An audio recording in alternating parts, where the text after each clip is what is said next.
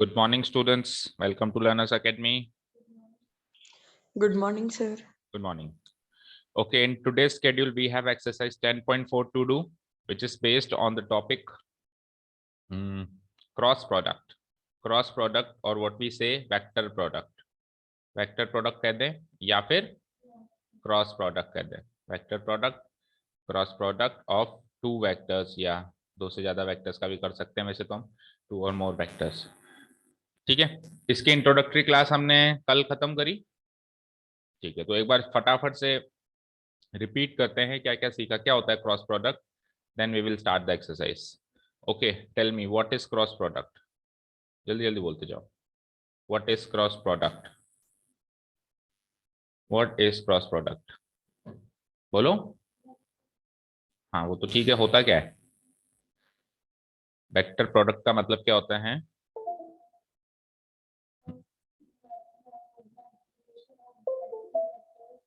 Multiplication of two vectors. Okay.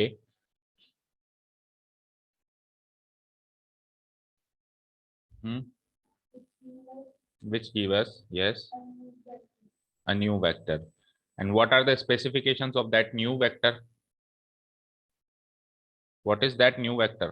वो नया vector कैसे पैदा होता है, किस हिसाब से पैदा होता है. कोई भी तो नहीं पैदा हो सकता ना.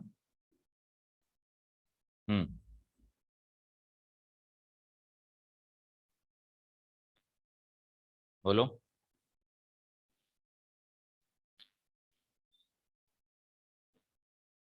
नहीं पता. Online students, any one of you. That means introductory exercise को रिवाइज नहीं किया है, राइट. दैट सिंपली मीन्स कि इंट्रोडक्टरी एक्सरसाइज को रिवाइज नहीं किया है. बताओ क्रॉस प्रोडक्ट क्या होता है राजा. क्रॉस प्रोडक्ट का मतलब क्या होता है. Cross product of two vectors क्या होता है.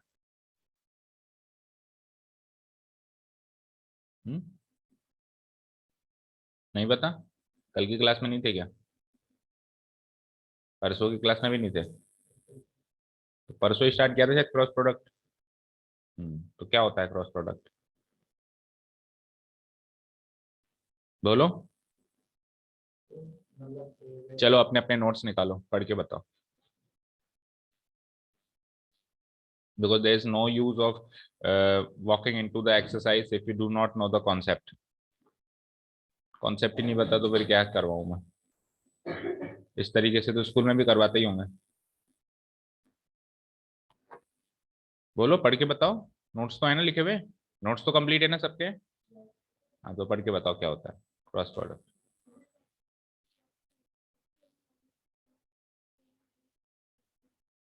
Is defined as. हाँ.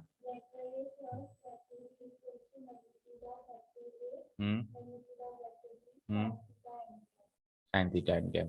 तो बेसिकली क्रॉस प्रोडक्ट हमको क्या दे रहा है, दो प्रोडक्ट के मैग्नीट्यूड का प्रोडक्ट दे रहा है. और वो तो मैग्नीट्यूड है, मतलब एक तीसरा वेक्टर पैदा करके दे रहा है. Cross product of two vectors, I can से cross product of two vectors is nothing but A third vector. A third vector क्या देता है, ये आपको एक तीसरा वेक्टर पैदा करके देता है, which is perpendicular to both these vectors, which is perpendicular to both these vectors, to both these vectors. एक ऐसा तीसरा वेक्टर पैदा करके देता है जो इन दोनों वेक्टरों के क्या हो, परपेंडिकुलर हो. या यूं कह सकता हूं कि ये दोनों वेक्टर जिस प्लेन पर हैं उस प्लेन के क्या हो, परपेंडिकुलर हो. और इस तीसरे वेक्टर का जो मैग्नीट्यूड होता है वो होता है इन दोनों वेक्टर्स के मैग्नीट्यूड का प्रोडक्ट. लेटर से कि दो vectors vector A and vector B है, तो उसका मैग्नीट्यूड होता है इन दोनों वेक्टर्स के मैग्नीट्यूड का प्रोडक्ट इनटू साइन थीटा. ये पार्ट तो होता है मैग्नीट्यूड का. और डायरेक्शन कैसे पता चलेगी, इन दोनों वेक्टर्स के परपेंडिकुलर डायरेक्शन होगी. ठीक है. ठीक है. उसके बाद हमने स्क्रू रूल सीखा था, याद हो तो. स्क्रू रूल में अगर अपन एंटी क्लॉकवाइज डायरेक्शन पे चलेंगे तो we will get a positive vector perpendicular to both of this vectors. And अगर अपन क्लॉकवाइज डायरेक्शन में चलेंगे तो we will get a negative vector perpendicular to both this vectors. और मैग्नीट्यूड तो ये होगा ही होगा. Magnitude of A into magnitude of B into sine theta. फिर क्या सीखा था, बोलो, और क्या क्या सीखा था? फिर हमने कंपैरेटिव एनालिसिस देखा था कि डॉट प्रोडक्ट में क्या होता था, क्रॉस प्रोडक्ट में क्या होता था, एंगल बिटवीन टू वेक्टर्स। तो अगर क्रॉस प्रोडक्ट की मदद से हमको एंगल निकालना हो तो कैसे निकालते थे, magnitude of A cross B divided by magnitude of A into magnitude of B, ये एंगल निकालते थे अपन इस तरीके से।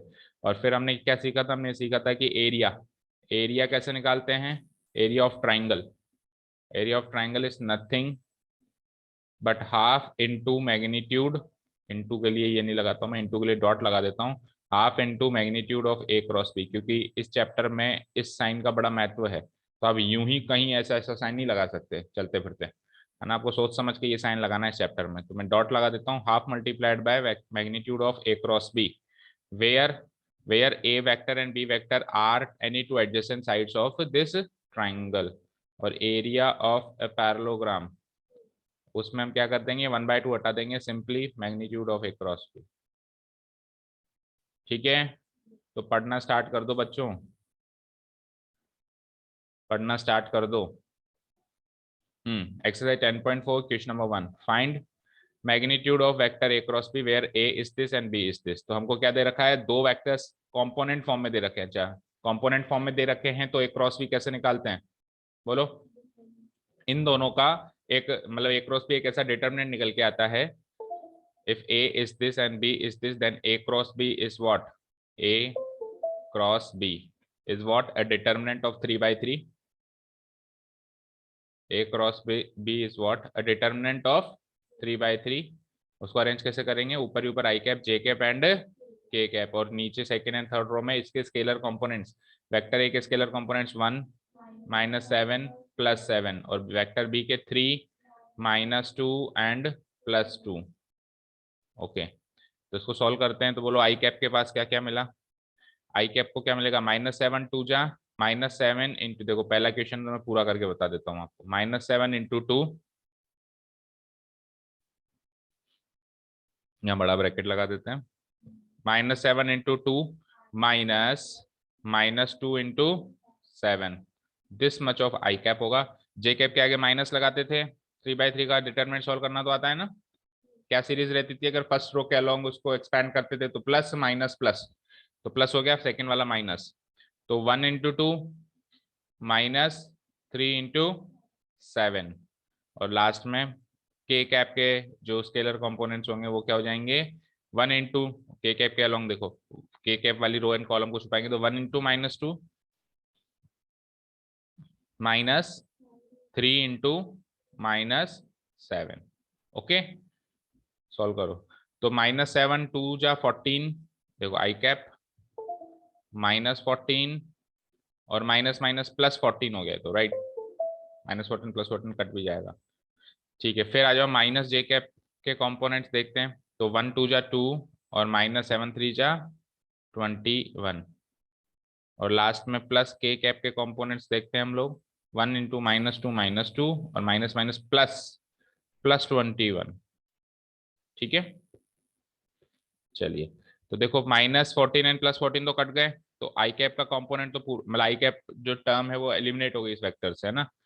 ठीक है, 2 -21 क्या होता है, -19, और एक माइनस बाहर भी है, तो प्लस का 19 जे कैप, और -2 + 21 क्या होता है, +19, ये भी +19 के कैप। तो ये आ चुका है हमारा ए क्रॉस बी, क्या आ चुका है हमारा ये, but hold on, this is not the final answer, उसने तो इसका मैग्नीट्यूड पूछा है, इस वेक्टर का भी क्या पूछा है उसने, मैग्नीट्यूड। लेट अस से कि ये वेक्टर सी है, तो अब आपको इस वेक्टर सी का क्या चाहिए बेटा, मैग्नीट्यूड चाहिए, और मैग्नीट्यूड किसी भी वेक्टर का निकाल सकते हो आप। तो मैग्नीट्यूड ऑफ वेक्टर सी, और I can say magnitude of A cross B, एक ही बात है, कैसे भी कर लो। तो कैसे मैग्नीट्यूड निकालते हो, स्केलर कंपोनेंट्स के प्रोडक्ट का, स्क्वायर का सम का रूट, है ना। ओके, तो आई कैप तो है ही नहीं, आई कैप का कंपोनेंट कौन सा है, 0, तो 0 का स्क्वायर, जे कैप का 19 का स्क्वायर, तीनों कंपोनेंट्स लिखने आपको, है ना, ऐसा नहीं है नहीं तो लिखा ही नहीं, 19 का स्क्वायर अगेन 0, 19 का स्क्वायर 361 + 361, को ऐड करेंगे तो 2 6 and 6 12 7 22 सही है क्या? तो उसका आंसर आ जाएगा 7√722 को सॉल्व करेंगे तो इट इज 19√2 यूनिट्स।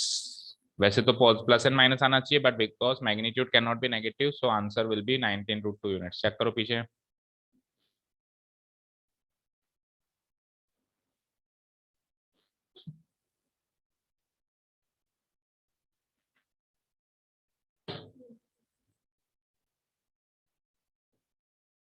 सही है। आप यहां से इसको ऐसे भी सॉल्व कर सकते हैं।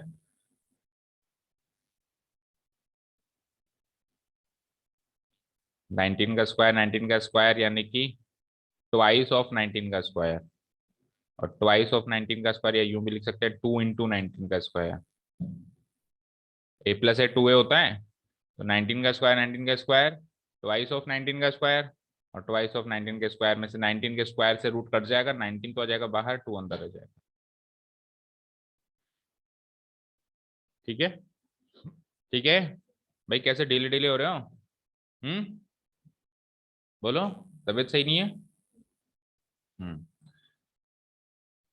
Okay, question number 2, find a unit vector perpendicular to each of the vectors this and this. तो अगर आपको कहे कि एक ऐसा वेक्टर बताओ जो किसी दो वेक्टर के परपेंडिकुलर हो, कि एक ऐसा वेक्टर बताओ जो किसी दो वेक्टर के परपेंडिकुलर हो, तो, तो वो वेक्टर कौन सा होता है जो किसी दो वेक्टर के परपेंडिकुलर होता है? वो वेक्टर और कोई नहीं, इन्हीं दोनों का क्रॉस प्रोडक्ट होता है। इन्हीं दोनों का क्रॉस प्रोडक्ट होता है। जो इनका क्रॉस प्रोडक्ट होगा वो एक वेक्टर होगा, वो इसके भी परपेंडिकुलर होगा और इसके भी परपेंडिकुलर। तो कभी भी कहते हैं ना कि to both of this each of this vector, to both of this vector, that means you have to find the cross product of this vector. अच्छा, वेक्टर ए प्लस बी भी निकालना पड़ेगा, ए और बी अलग अलग दे रखा है, तो एक वेक्टर बनाना पड़ेगा इन दोनों का सम, और फिर ए माइनस बी इन दोनों का ही डिफरेंस। ठीक है, समझ आया? तो लेट अस से कि वेक्टर ए प्लस बी जो है ना वो वेक्टर सी है, और जो वेक्टर ए माइनस बी है वो क्या है? वेक्टर डी, ऐसे मान लेते हैं। तो वेक्टर सी की वैल्यू निकालो, वो निकलेगी वेक्टर ए प्लस बी से, तो उनके रेस्पेक्टिव कंपोनेंट्स को जोड़ दो। तो 3+1 यानी कि 4i कैप, आ जाओ फिर 2+2 4j कैप, और 2 - 2 यानी कि तो खत्म हो गया, 0k कैप हो गया एक तरीके से, राइट? तो ये तो हो गया वेक्टर सी। अब बात करते हैं वेक्टर डी, वो कैसे निकलेगा? Vector A minus vector B.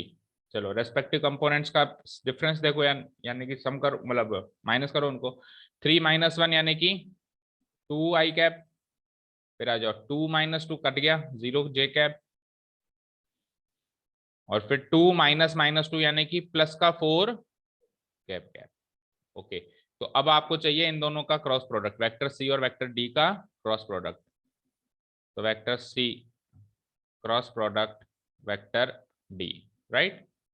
इसका क्रॉस प्रोडक्ट चाहिए, तो क्या करूंगा? वही डिटर्मिनेंट फॉर्म, और इसका आंसर भी कोई नया वेक्टर मान लो, वेक्टर ई मान लो। Vector E equal to cross product of vector C and vector D. इन भाई हम किसी चीज से डिनोट कर देते हैं ना, तो आगे के लिए आसानी हो जाती है। जैसे मैग्नीट्यूड निकालूंगा तो इस पूरी चीज को लिखूं, फिर उसका मैग्नीट्यूड लिखूं, और सीधा मैं लिख दूं वेक्टर ई का मैग्नीट्यूड, है ना? तो vector C cross product vector D कैसे निकलेगा? i cap j cap k cap. Vector C के स्केलर कंपोनेंट्स क्या है? 4 4 0 4 4 0। वेक्टर डी के स्केलर कंपोनेंट्स क्या है? 2 0 4। तो अब थोड़ा सा फास्ट करेंगे, आई कैप के स्केलर कंपोनेंट्स होंगे 4 4 जा 16, -0 × 0 0, माइनस का जे कैप, और उसके स्केलर कंपोनेंट्स होंगे 4 4 जा अगेन 16, माइनस, देखो ये और ये छुपा है ना, 4 4 जा 16, 2 × 0 0, और लास्ट में प्लस के कैप करेंगे, तो ये छुपा दिया 4 × 0 0, -4 2 जा 8, तो 16i कैप -16j कैप और -8k कैप, राइट? तो ये तो आया vector, this is only the required vector. अब इसने ये नहीं कहा कि वेक्टर निकालना, उसने क्या कहा था कि एक यूनिट वेक्टर निकालना। क्या निकालना? Unit vector. देखो फाइंड ए यूनिट वेक्टर कहा था उसने, राइट? तो यूनिट वेक्टर कैसे निकालते हैं? कोई भी वेक्टर अगर अपने को गिवन हो, उसकी डायरेक्शन में अगर अपने को यूनिट वेक्टर निकालना हो, तो उसी वेक्टर को उसी के मैग्नीट्यूड से डिवाइड कर देते हैं। मतलब अगर आपको इस वेक्टर का, मान लो ये वेक्टर है, इस वेक्टर का नाम क्या रखा हमने? Vector E. वेक्टर ई रखा इसका नाम हमने। तो अगर आपको लेट्स से कि ये वेक्टर ई है, अगर आपको इसी वेक्टर की यूनिट डायरेक्शन में इसी वेक्टर की डायरेक्शन में यूनिट वेक्टर चाहिए, दैट मीन्स आपको ई कैप चाहिए। क्या चाहिए? अगर इस वेक्टर का नाम ई वेक्टर है और इसकी डायरेक्शन में यूनिट वेक्टर चाहिए, that means you have to find the value of E cap. और ई कैप निकालने का तरीका है vector E divided by magnitude of vector E. ठीक है, vector E as it is लिख देते हैं, 16 I cap minus 16 J cap minus 8 K cap, और इसकी डायरेक्शन में एक यूनिट वेक्टर चाहिए, दैट मीन्स 16 का स्क्वायर कर देंगे प्लस फिर माइनस 16 का स्क्वायर कर देंगे प्लस फिर माइनस 8 का स्क्वायर कर देंगे। करो, 16 I cap minus 16 J cap minus 8 K cap divided by 16 का स्क्वायर 256, अगेन 256 एंड फिर 64। करो उनको add, you will get 16 I cap minus 16 J cap minus 8 K cap। तो 256 256 512 तो यही हो गए। 512 में 64 और जोड़ दो, 572 और 4 576 हो गए। रूट 576 हो गया, एंड रूट 576 की वैल्यू क्या होती है? 24। रूट 576 की वैल्यू क्या होती है? 24। सीधे लिख देता हूं मैं क्योंकि स्पेस नहीं है ना यहाँ लिखने का। चलो उसको अलग अलग डिवाइड करो तो 16/24 क्या हो जाएगा?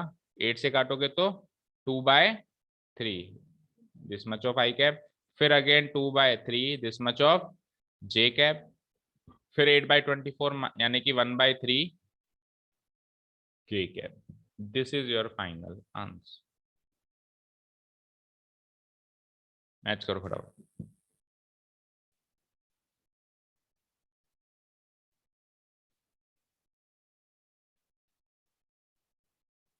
हो गया मैच? हाँ ऑब्वियसली प्लस माइनस दोनों आएगा। देखो इतना नोट डाउन हो गया तो फिर बताते हैं।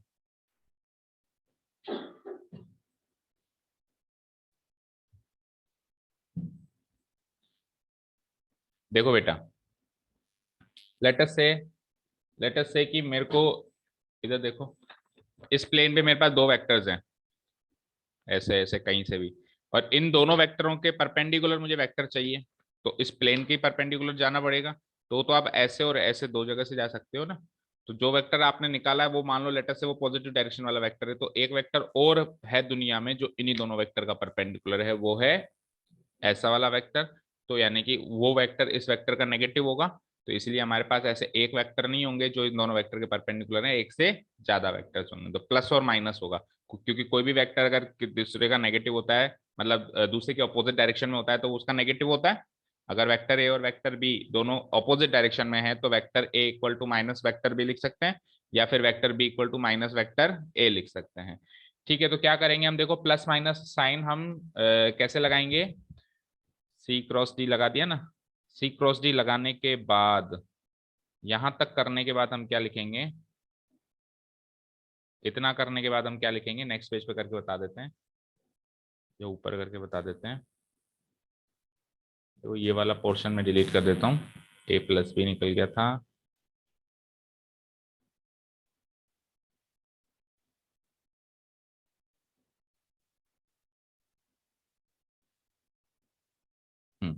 हम क्या लिखेंगे? सो a vector perpendicular to a vector perpendicular to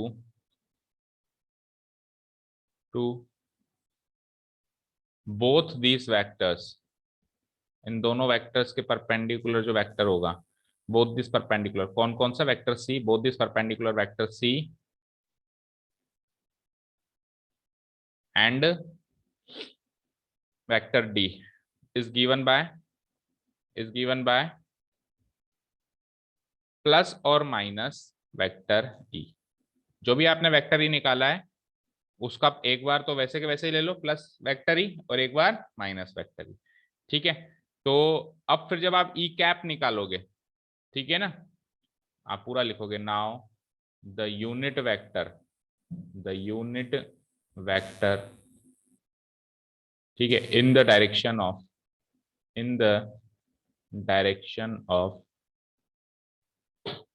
plus or minus vector E is given by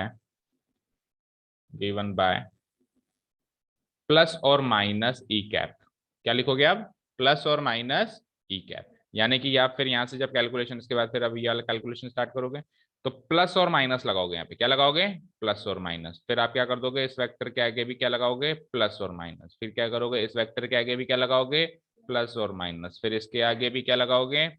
plus और माइनस। देन इसके आगे भी क्या लगेगा? Plus and minus. और फिर क्या होगा? एक वेक्टर तो ये निकलेगा एंड साथ में इधर लिख देता हूं इसी का नेगेटिव कर दो तो क्या हो जाएगा? 2/3 आई कैप का नेगेटिव माइनस 2/3 आई कैप और फिर प्लस 2/3 जे कैप और फिर माइनस 1/3 का क्या हो जाएगा?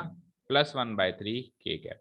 तो एक वेक्टर तो ये निकल के आएगा एंड एक वेक्टर ये निकल के आएगा। ये दो आंसर होंगे इसके। ठीक है जी, समझ आया? ठीक है ना? पहले तो तसल्ली से क्रॉस प्रोडक्ट निकालो, लेकिन अब उसने क्या कहा था? परपेंडिकुलर वेक्टर चाहिए। तो फिर अपन क्या करेंगे? जो क्रॉस प्रोडक्ट आया है ना, ये ई वेक्टर जिसको अपन ने मान लिया है, तो अपन एक वेक्टर नहीं मानेंगे, उसका नेगेटिव वेक्टर भी आंसर मानेंगे, क्योंकि वो भी परपेंडिकुलर है उन दोनों वेक्टरों के। तो उसके बाद नेगेटिव वेक्टर आंसर मान लिया, लेकिन फिर उसने यूनिट वेक्टर पूछा है, तो आंसर ई वेक्टर का भी ई कैप वेक्टर होना चाहिए। तो हम प्लस ई कैप नहीं मानेंगे, प्लस और माइनस ई कैप मानेंगे, और फिर कैलकुलेशन प्लस और माइनस में चलेगी सारी इसके बाद। क्लियर है सभी को? क्लियर है सभी को? बोलो। चलो next question. Sir excuse me sir. हाँ बोलो। सर फिर जब अपन ने उन यूनिट वेक्टर्स आई और जे कैप का क्रॉस प्रोडक्ट किया था, तब भी फिर दोनों पॉसिबिलिटीज रखनी चाहिए थी ना? हाँ तो होती है ना। देखो मेरी बात सुनो, क्रॉस प्रोडक्ट का आंसर तो हम एक ही चीज मानेंगे, क्योंकि क्रॉस प्रोडक्ट का जो आंसर है वो तो पॉजिटिव साइड वाला वेक्टर है। समझ में आई बात? क्योंकि क्रॉस प्रोडक्ट में डिपेंड करता है कि सी से डी जा रहे हो या डी से सी जा रहे हो। अगर एंटी क्लॉकवाइज जा रहे हैं ऐसे तो पॉजिटिव साइड वाला वेक्टर निकल के आता है, और क्लॉकवाइज डायरेक्शन जा रहे हैं डी से सी, मान लो उल्टा जा रहे हैं, तो नेगेटिव ऑफ दैट वेक्टर निकल के आता है। बट यहाँ पे क्वेश्चन सीधे सीधे नहीं है कि क्रॉस प्रोडक्ट निकालो। यहाँ पे क्वेश्चन है कि एक पर वेक्टर बताओ जो दोनों वेक्टरों के परपेंडिकुलर हो। तो ऐसे वेक्टर दो बनाए जा सकते हैं, सी से डी जाओ एक वेक्टर ऐसे बना, और डी से सी जाओ एक वेक्टर ऐसे बना। ठीक है, तो क्रॉस प्रोडक्ट का आंसर तो एक ही वेक्टर निकलेगा, बट जब पूछ रहा है कि परपेंडिकुलर वेक्टर बनाओ तो फिर दो तरह के क्रॉस प्रोडक्ट हो रहे हैं, सी क्रॉस डी भी हो रहा है और डी। अब सी क्रॉस डी का एक आंसर, डी क्रॉस सी का दूसरा आंसर। अब सी क्रॉस डी का आंसर निकालने के बाद फिर ये सारा तामझाम डी क्रॉस सी के लिए थोड़ा ना करेंगे। हमको पता है ना कि C cross D equal to minus of D cross C. तो हमने जो सी क्रॉस डी का आंसर लगाया है उसी का नेगेटिव लगा, तो वही तो डी क्रॉस सी है। ठीक है? Yes sir. ठीक है ना? कुल मिला के क्रॉस प्रोडक्ट का एक आंसर है, बट जब आपसे परपेंडिकुलर वेक्टर पूछता है तो आप एक क्रॉस प्रोडक्ट नहीं कर रहे हो, आप दो क्रॉस प्रोडक्ट कर रहे हो। तो आप जो एक कर रहे हो वो दूसरा जो कर रहे हो वो पहले का ही नेगेटिव है, तो आप दो दो बार करोगे नहीं, करोगे एक बार ही, और जो आंसर लगाओगे वो उसी का नेगेटिव भी मार्क कर दोगे। ठीक है ना? समझ में आ गया होगा होपफुली सबको।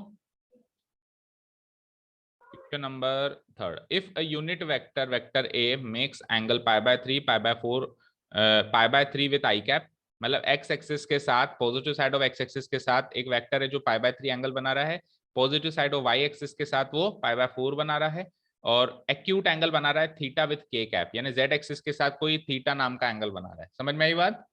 समझ में आई क्या?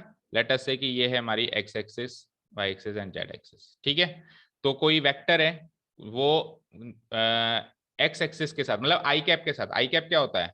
एक यूनिट वेक्टर होता है जो कि अलोंग द एक्स एक्सिस होता है, यही तो है आई कैप। तो आई कैप भी एक लाइन सेगमेंट है ना, तो इस आई कैप के साथ कौन सा एंगल बना रहा है वो? pi/3। pi/3 मतलब 60 डिग्री। लेट अस से कि वो वेक्टर कुछ ऐसा है, मान लो कि वो वेक्टर कुछ ऐसा है, ऐसा है, कैसे भी मान लो, पता नहीं हमको कैसा है। कुल मिला के इसके साथ कितने डिग्री का एंगल बना रहा है? 60 डिग्री। और फिर positive side of Y axis, क्योंकि जे कैप के साथ एंगल बनाना या वाई एक्सिस के साथ एंगल बनाना एक ही बात है। ठीक है, इसके साथ इसका एंगल कैसा है? इसके साथ इसका एंगल है pi/4, और ऑब्वियसली इसका इसके साथ भी कुछ एंगल रहा होगा, तो वो एंगल क्या है? थीटा। ठीक है, अब आपको चाहिए क्या? आपको चाहिए एक तो थीटा पता करो कि जेड एक्सिस के साथ कौन सा एंगल बन रहा है, और फिर जो ये वेक्टर बनेगा जिस वेक्टर की हम बात कर रहे हैं इसके क्या चाहिए आपको? कंपोनेंट्स चाहिए। ठीक है ना, इसके क्या चाहिए, कंपोनेंट्स चाहिए।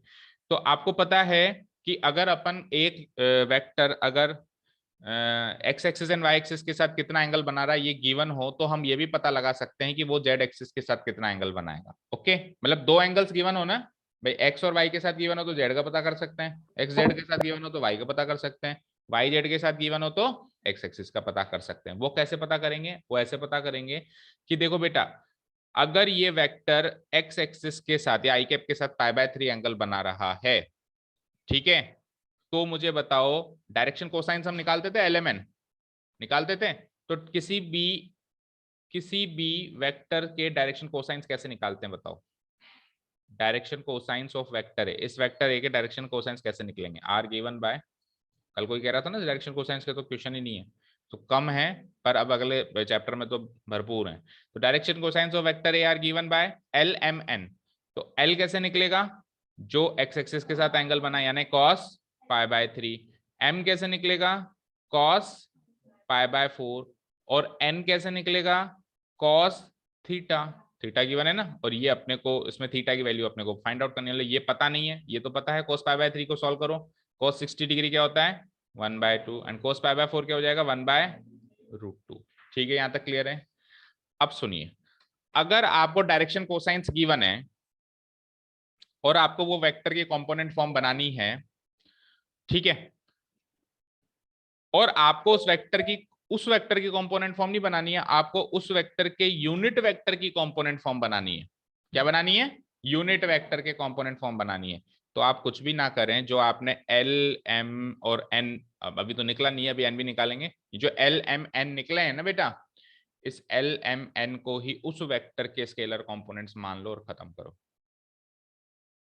ठीक है, कहने का मतलब ये है कि लेटस से मेरे पास एक वेक्टर है, vector A equal to X I cap, ध्यान से सुनिएगा, plus Y J cap plus Z K cap.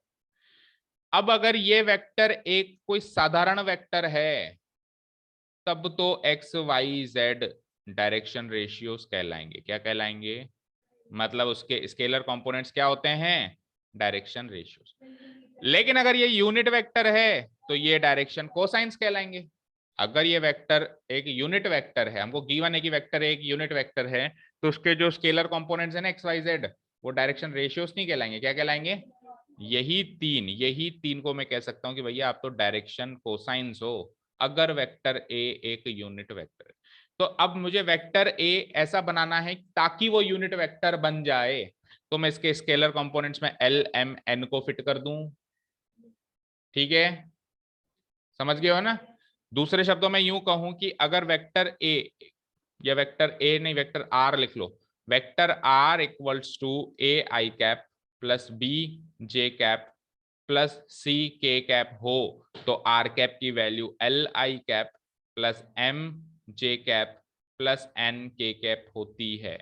समझ आया भाई, वेक्टर आर तो कोई भी वेक्टर था और एबीसी उसके डायरेक्शन रेशियोज थे, लेकिन अब आपको वेक्टर आर की डायरेक्शन में यूनिट वेक्टर निकालना है, आर कैप निकालना है, तो आप एबीसी की मदद से LMN निकाल लो और एक ऐसा वेक्टर बना दो जिसके स्केलर कंपोनेंट्स वो ही LMN हो जाएं। Is this clear. तो दैट मींस LMN निकलने के बाद तो मैं उसके कंपोनेंट्स यूं ही बता दूंगा, वही LMN ही उसके कंपोनेंट्स होंगे। बट अब मेन बात ये कि n कैसे निकालें, मेन बात क्या है कि ये n कैसे निकालें, क्योंकि जब तक n नहीं निकलता है तब तक थीटा भी नहीं निकलेगा, और थीटा भी निकालना है इस क्वेश्चन में, आपको निकालना है, बोलो। ठीक है, तो आपको एक बड़ी सी प्यारा सा नोट लिखवाया था मैंने किसी एक जगह पे, आपको अगर याद हो तो, कि हमेशा ऑलवेज L का स्क्वायर प्लस M का स्क्वायर प्लस N का स्क्वायर इक्वल टू 1 होता है। तो L का स्क्वायर कर दो, यानी कि 1/2 का स्क्वायर प्लस 1/√2 का स्क्वायर प्लस N का स्क्वायर इक्वल टू 1 होगा। तो 1/2 का स्क्वायर क्या होता है 1/4, ये क्या हो जाएगा 1/2 प्लस N का स्क्वायर इक्वल टू 1, 1/4 प्लस 1/2 कितना होगा 3/4 प्लस n का स्क्वायर इक्वल टू 1, n का square equal to 1 minus 3/4 which will give me 1/4। तो n की वैल्यू क्या हो जाएगी रूट ऑफ 1/4 विच इज 1/2। तो यानी कि ये n की वैल्यू क्या आ गई बेटा, क्या आ गई n की वैल्यू 1/2 आ गई। तो अगर n की वैल्यू 1/2 आ गई, यानी cos थीटा की वैल्यू 1/2 आ गई, तो थीटा कितना हो जाएगा, cos इनवर्स 1/2, और cos इनवर्स 1/2 क्या होता है, π/3। दैट मीन्स थीटा की वैल्यू तो π/3 है, और वेक्टर ए के क्या बताया, क्या पूछे थे उसने, वेक्टर ए के उसने क्या पूछे थे, कंपोनेंट्स। तो वेक्टर ए क्या होगा, वेक्टर ए क्या होगा, वेक्टर ए एक यूनिट वेक्टर है, मैं लिखूंगा यहाँ पे, देखो क्लियर कट लिखूंगा, since vector A is a unit vector, since vector A is a unit vector, so vector A जो होगा वो L I cap plus M J cap plus N K cap से डिनोट किया जाएगा, क्योंकि वो एक यूनिट वेक्टर है, राइट। तो एल की वैल्यू क्या आई थी हमारे पास, 1/2 आई कैप, और एम की वैल्यू क्या आई थी हमारे पास, 1/√2 जे कैप, और एन कल तक नहीं था लेकिन अब हमारे पास एन भी है, 1/2 के कैप। तो उसके कंपोनेंट्स क्या हो गए, hence components of vector A R, components of, बोलो कंपोनेंट्स क्या होंगे वेक्टर ए के, आर, बोलो फाइनल आंसर कैसे लिखोगे, components of vector A R, बोलो क्या क्या कंपोनेंट्स हैं, 1/2, आगे बोलो ना, 1/2 आई कैप, वेरी गुड, पहला कंपोनेंट हो जाएगा 1/2 I cap, comma 1/√2 J cap, and तीसरा कंपोनेंट क्या है, 1/2 के कैप। इस तरीके से अपन खत्म करेंगे। अगर वो कहता केवल स्केलर कंपोनेंट्स बताओ तो फिर क्या लिखते हैं, 1/2 कॉमा 1/√2 एंड 1/2, लेकिन उसने बताया नहीं कि स्केलर बताने की वेक्टर कंपोनेंट्स बताने, तो फिर आप वेक्टर कंपोनेंट्स बताओगे, अंडरस्टूड है। बाय डिफॉल्ट क्या मानोगे कि हमको वेक्टर कंपोनेंट्स ही बताने हैं, तो 1/2 I cap, 1/√2 J cap and 1/2 K cap are the components of vector है। क्लियर है, चलते हैं नेक्स्ट क्वेश्चन पे फिर। Question number 4, show that this vector equals to twice of vector A cross B, मतलब इस वेक्टर का इस वेक्टर से मैं क्रॉस प्रोडक्ट करूं तो मेरे को twice of vector A cross B मिलेगा, ऐसा मुझे प्रूव करना है। ठीक है, तो डिस्ट्रीब्यूटिविटी हमने सीखी थी, याद हो तो, ओवर एडिशन की, अगर वेक्टर ए का क्रॉस प्रोडक्ट हम vector B plus vector C से करते हैं तो ओवर एडिशन वो क्या हो जाता है, डिस्ट्रीब्यूट हो जाता है। इसका आंसर क्या हो जाएगा, vector A cross vector B plus vector A cross vector C, इसका इससे क्रॉस प्रोडक्ट कर दो, फिर इसका इससे क्रॉस प्रोडक्ट कर दो। ठीक है, ये सीखा था हमने। ठीक है, तो अब यहाँ पे डिस्ट्रीब्यूटिविटी अप्लाई करेंगे, तो ए का पहले ए से क्रॉस प्रोडक्ट, फिर ए का बी से, फिर माइनस बी का ए से, और लास्ट में माइनस बी का बी से क्रॉस प्रोडक्ट हो जाएगा। देखो एलएचएस है मेरे पास, एलएचएस है मेरे पास, vector A minus vector B का cross product vector A plus vector B, तो वही सेम चीज डिस्ट्रीब्यूटिविटी अप्लाई करो, डिस्ट्रीब्यूटिव लॉ अप्लाई करो। तो vector A cross product vector A सबसे पहले, फिर vector A plus vector A cross product vector B, A का दोनों से हो गया, अब माइनस लिखा हुआ है तो minus vector B cross product vector A, और लास्ट में minus B cross product vector B. अब बताओ खुद का खुद से क्रॉस प्रोडक्ट क्या होता है, वो डॉट प्रोडक्ट था, रिवीजन बिल्कुल बंद है, बिल्कुल बिल्कुल थम्स आ गया है, 0 जीरो। एटलीस्ट जो एक्सरसाइज चल रही है उसके नोट्स तो रिवाइज करके आओ भाई। हर वीडियो के एंड में मैं बोलता हूँ कि प्लीज रिवाइज दिस वीडियो या रिवाइज योर कॉन्सेप्ट्स, बट वो वीडियो ही नहीं देखते तो कैसे पता चलेगा मैंने क्या कहा था। Vector A plus B, sorry A plus लगा दिया मैंने यहाँ पे, ए क्रॉस बी, इसको एज इट इज लिख देता हूँ ए क्रॉस बी। अब कोई मुझे बताएगा, कम्यूटेटिविटी लॉ तो लगता नहीं है क्रॉस प्रोडक्ट में, लेकिन एक चीज लगती थी कि माइनस बी क्रॉस ए क्या हो जाएगा, प्लस ए क्रॉस बी होगा। माइनस बी क्रॉस ए को क्या लिख सकते हो, प्लस का, भाई ए क्रॉस बी की वैल्यू माइनस बी क्रॉस है, और यहाँ पे आ जाओ बी क्रॉस बी भी क्या हो जाएगा, अब ये एक वेक्टर है तो जीरो वेक्टर लगाओ यहाँ पे, जीरो वेक्टर जीरो वेक्टर। ठीक है, तो देखो जीरो वेक्टर तो निल है, कुछ है ही नहीं, लिखना जरूरी नहीं है। अब ए क्रॉस बी और ए क्रॉस बी मिलके क्या हो जाएगा, twice of vector A cross B which is your RHS proved. तो सिंपल डिस्ट्रीब्यूटिव लॉ लगा के इसको प्रूव कर सकते हो आप। डिस्ट्रीब्यूटिव लॉ ये है जो हमने सीखा था।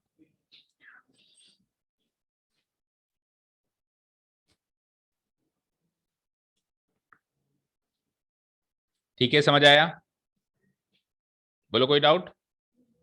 नो? नेक्स्ट क्वेश्चन,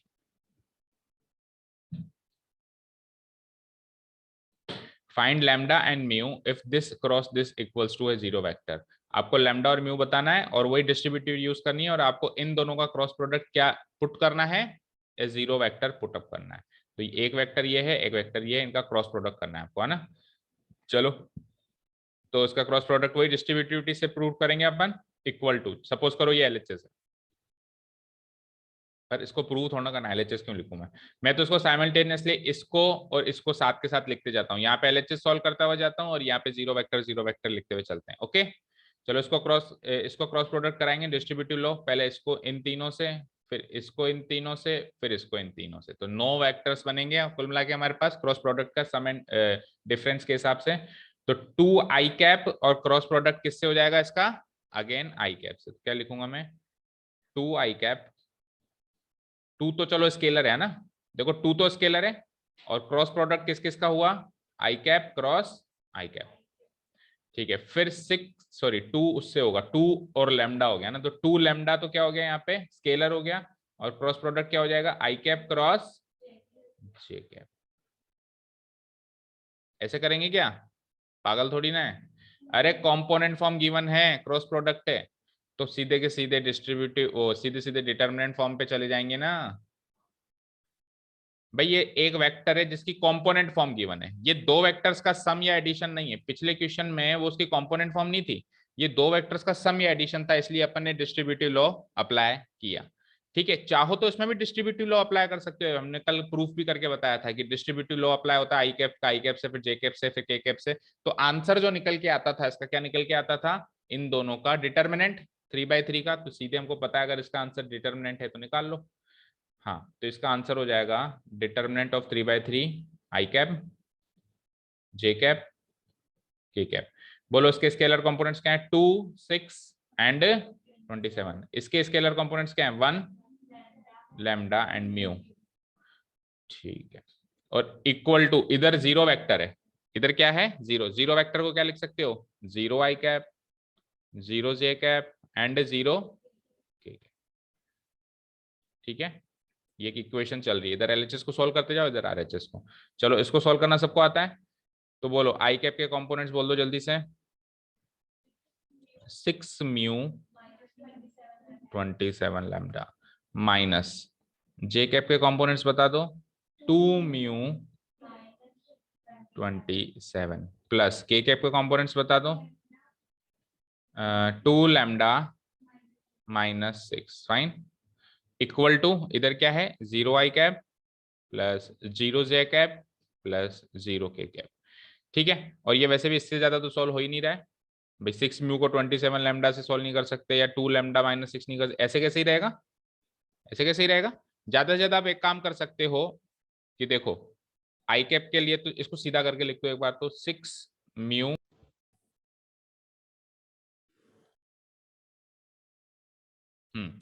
अब देखो जो आरएचएस है उसमें मेरे पास प्लस 0 जे कैप है, मतलब प्लस का ये क्वांटिटी है ना, तो आप चाहो तो इधर भी अगर आप इसको प्लस बनाना चाहो तो माइनस क्वांटिटी को अंदर ले जाओ, तो ये क्या हो जाएगा, प्लस लिख देता हूँ भाई, वैसे तो माइनस लगता है आंसर में, बट क्या हो जाता है कंपैरिजन करते टाइम हम दोनों के साइन वैसे के वैसे ही ले लें तो कंपैरिजन आसान हो जाएगा, ठीक है। तो माइनस साइन को अंदर अगर मैं ले गया तो ये क्या बन जाता है, 27 minus 2 mu this much of J cap. समझ आया क्या, बोलो, -2 लैम्डा माइनस 6 के कैप इक्वल टू वही same 0 I cap 0 J cap 0 K cap. अब कंपैरिजन कर लो, देखो आई कैप के स्केलर कंपोनेंट को, आई दो वेक्टर्स इक्वल कब होते हैं, जब उनके रेस्पेक्टिव स्केलर कंपोनेंट्स इक्वल हो, तभी दोनों इक्वल होते हैं। दैट मीन 6 म्यू माइनस 27 की वैल्यू 0, फिर इसकी वैल्यू 0 और फिर इसकी वैल्यू 0, और यहाँ से आपको क्या वैल्यूज निकालनी है, म्यू और लैम्डा की वैल्यूज निकालनी है। आपका अगला क्वेश्चन बन गया एक तरीके से, ठीक है। चलिए तो लेट्स फाइंड आउट, तो यहाँ से 6 म्यू माइनस 27 लैम्डा की वैल्यू क्या हो गई 0, कॉमा, फिर सेकंड को कंपेयर किया मैंने, सेकंड कंपोनेंट को, तो 27 माइनस 2 म्यू इक्वल टू क्या हो गया, ये भी 0, और लास्ट में 2 लैम्डा माइनस 6 इसकी वैल्यू की भी आ गई 0। तो देखो जो इक्वेशन आसान लग रही है पहले उसको सॉल्व करते जाओ, सेकंड एंड थर्ड इक्वेशन आसान लग रही है, तो यहाँ से लैम्डा की वैल्यू क्या आ गई 6/2 यानी कि 3, और यहाँ से म्यू की वैल्यू क्या आ गई 2, म्यू की वैल्यू 27 है तो म्यू की वैल्यू क्या आ जाएगी 27/2। ठीक है, तो अब ये लैम्डा और म्यू की वैल्यू उधर पुटअप करके देखो, अगर वो सेटिस्फाई हो रहा है दैट मीन्स आपकी लैम्डा और म्यू की वैल्यू करेक्ट है। तो देखो म्यू की value 27/2 that means 6 into 27/2 minus 27, lambda की वैल्यू आ रही है 3, इसको सॉल्व करो तो 2 से 1, 2 से 3 टाइम, देखो 3 इंटू 27 और 27 इंटू 3, 0 ही तो होगा ना, ये सेटिस्फाई हो रही है दैट मीन्स हमारा आंसर करेक्ट है। So value of lambda is 3 and the value of mu is 27/2। ठीक है ना, कुछ नहीं है, क्रॉस प्रोडक्ट निकलवा लिया आपसे और उसको कह दिया कि वो तो जीरो वेक्टर है और कुछ missing components scalar components like mu या लैम्डा एस की वैल्यू आपसे निकलवा ली। भाई कहना चाह रहा है कि लैम्डा एंड म्यू की वैल्यू क्या रखें ताकि ये जीरो वेक्टर बन जाए, तो अपन ने उसका क्रॉस प्रोडक्ट को जीरो वेक्टर के इक्वेट कर दिया और लैम्डा एंड म्यू की वैल्यू फाइंड आउट कर ली कंपैरिजन से। ठीक है, समझ आया? ओके, चलिए तो कौन सा क्वेश्चन किया था अभी अपन ने? 5th। एक 6th और देखो, फिर बाकी आपको नेक्स्ट क्लास के बाद ज्वाइन करना है ना। 6th question, given that a dot b equal to 0 है और a क्रॉस b 0 है, what can you conclude about the vectors a and b? अगर किन्हीं दो वेक्टर्स का डॉट प्रोडक्ट भी 0 है और क्रॉस प्रोडक्ट भी 0 है, तो what can you conclude about the vectors a and b? तो आप क्या कह सकते हो कि वेक्टर a और वेक्टर b कैसे वेक्टर्स होने चाहिए होंगे? समझ आया क्वेश्चन? समझ में आया? देखो है तो एनालिटिकल क्वेश्चन बट करना तो पड़ेगा ही कि a डॉट b भी 0 है और a क्रॉस b भी 0 है। तो मुझे बताओ डॉट प्रोडक्ट तो 0 कब कब हो सकता है और क्रॉस प्रोडक्ट 0 कब कब हो सकता है? डॉट प्रोडक्ट 0 कब कब होगा? पहले बात करता हूं मैं, देखो दो केस बना लेता हूं। चलो भाई, केस 1 है कि vector a dot product vector b है, vector a dot product vector b 0 है। तो इससे क्या क्या बातें हो सकती हैं? देखो पहली बात ये हो सकती है, पहली बात ये हो सकती है कि मैग्नीट्यूड ऑफ वेक्टर ए 0 रहा हो। भाई चलो इसको एक्सप्लोर कर दो। a डॉट बी की वैल्यू क्या होती है by formula? Magnitude of vector A, बोलो। Magnitude of vector A multiplied by magnitude of vector B multiplied by cos theta equal to 0। अब तीन एलिमेंट्स है ना, 1, 2 और 3। इन तीन में से अगर कोई भी एक एलिमेंट 0 हो जाए तो ये 0 हो जाएगा। तो तीनों एलिमेंट्स में से कोई एक एलिमेंट 0 है, दैट मीन्स या तो मैग्नीट्यूड ऑफ वेक्टर ए 0 है, ठीक है, या फिर और लगा के लिख सकते हो, या फिर मैग्नीट्यूड ऑफ वेक्टर भी 0 है, या फिर cos थीटा 0 है। और cos थीटा 0 कब होता है? cos थीटा 0 कब होता है? जब थीटा क्या होता है? π/2। तो दैट मीन्स इन तीन में से कोई ना कोई चीज है, या तो मैग्नीट्यूड ऑफ वेक्टर ए 0 है, या मैग्नीट्यूड ऑफ वेक्टर बी 0 है, या फिर थीटा π/2। इन तीनों में से कोई भी एक चीज हो जाएगी तो a डॉट भी 0 हो जाएगा, होगा ना। अब केस 2 में वो कह रहा है कि साहब a क्रॉस b भी 0 है, a क्रॉस b भी 0 है, vector a cross vector b, और ये वेक्टर है इसलिए 0 वेक्टर लगा हुआ ना। चलिए ये 0 कब कब हो सकता है, इसको फॉर्मूला को एक्सपेंड कर दो आप।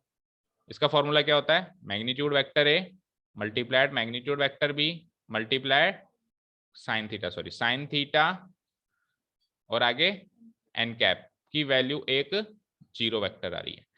अब आप खुद सोचो कि ये सारे के सारे 0 वेक्टर कब कब कब कब और कैसे कैसे हो सकते हैं। तो ऑब्वियसली ये भी कैसे कैसे होंगे कि या तो मैग्नीट्यूड ऑफ वेक्टर a 0 है, या तो मैग्नीट्यूड ऑफ वेक्टर ए 0 है, या फिर वही सेम चीज मैग्नीट्यूड ऑफ वेक्टर बी 0 है, या फिर साइन थीटा की वैल्यू 0 है। और साइन थीटा की value 0 that means implies theta क्या हो जाएगा?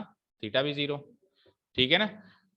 तो यहां से ये तीन केस निकल गया है, और वो तो एन कैप तो एक वेक्टर है। अगर आप इन तीनों में से एक भी वैल्यू 0 कर दो, लाइक मैग्नीट्यूड ऑफ वेक्टर ए 0 कर दो, या मैग्नीट्यूड ऑफ वेक्टर बी 0 कर दो, या थीटा 0 कर दो, तो एन कैप जो भी वेक्टर होगा वो 0 वेक्टर बनेगा नहीं बनेगा? मान लो एन कैप बहुत लंबा चौड़ा वेक्टर है लेकिन उसका मल्टीप्लीकेशन ही 0 स्केलर से कर दिया तो वो वेक्टर 0 वेक्टर बन गया, या फिर मतलब कैसे भी करके उसका स्केलर से मल्टीप्लीकेशन कर दी। ये तीन स्केलर्स हैं इसके आगे लगे हुए, 1 2 3, और ये वेक्टर है, इस वेक्टर के आगे तीन स्केलर्स लगे हुए हैं। तीनों स्केलर्स जो होते हैं वो उसका मैग्नीट्यूड का काम करते हैं। तो इनमें से एक भी अगर स्केलर 0 हो गया तो उसका मैग्नीट्यूड क्या हो जाएगा? जीरो, और किसी भी वेक्टर का अगर मैग्नीट्यूड जीरो हो तो क्या, जीरो वेक्टर की डेफिनेशन क्या थी, क्या थी जीरो वेक्टर की definition, a vector whose magnitude is zero, a vector whose magnitude is zero. तो एन कैप वो वेक्टर है जिसके ये तीनों स्केलर्स हैं, तो स्केलर्स मिलके इसका मैग्नीट्यूड बना रहे हैं, ये तीन मिलके इसका मैग्नीट्यूड बना रहे हैं, ये मैग्नीट्यूड जीरो है, दैट मींस इन तीनों में से कोई एक जीरो है, या तो मैग्नीट्यूड वेक्टर है, ये मैग्नीट्यूड वेक्टर भी, या फिर थीटा जीरो यानी कि साइन थीटा जीरो।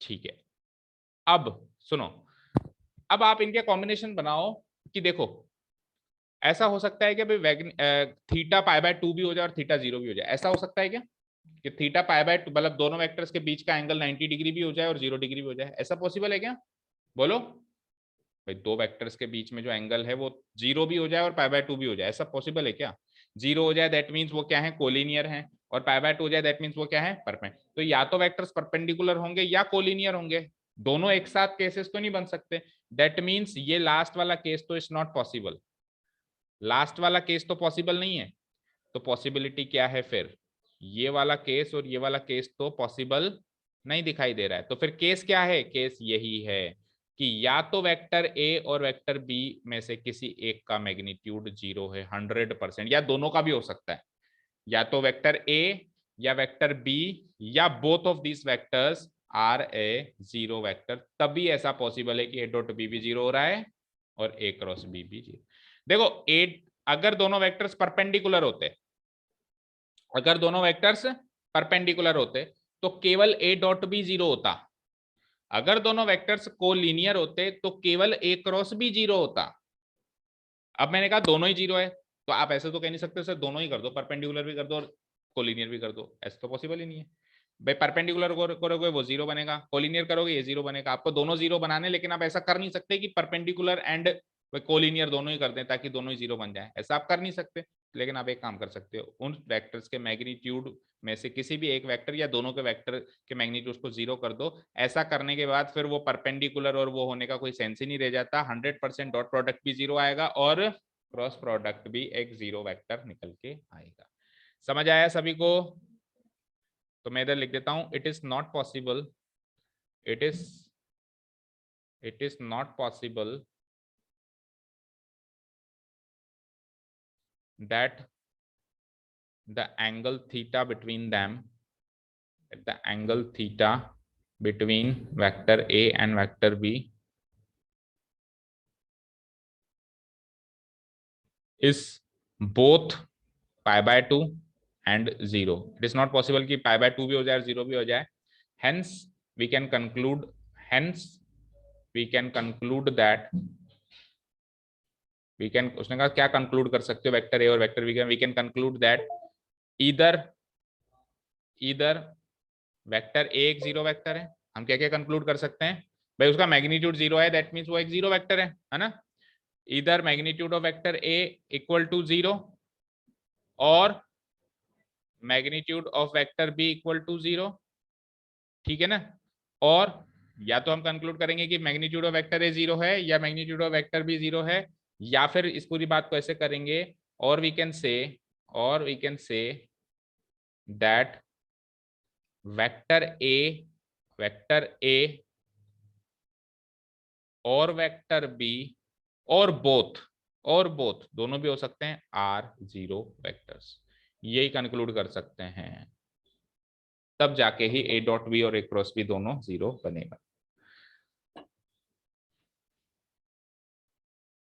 ठीक है, ये कंक्लूजन हम दे पाएंगे, ठीक है ना।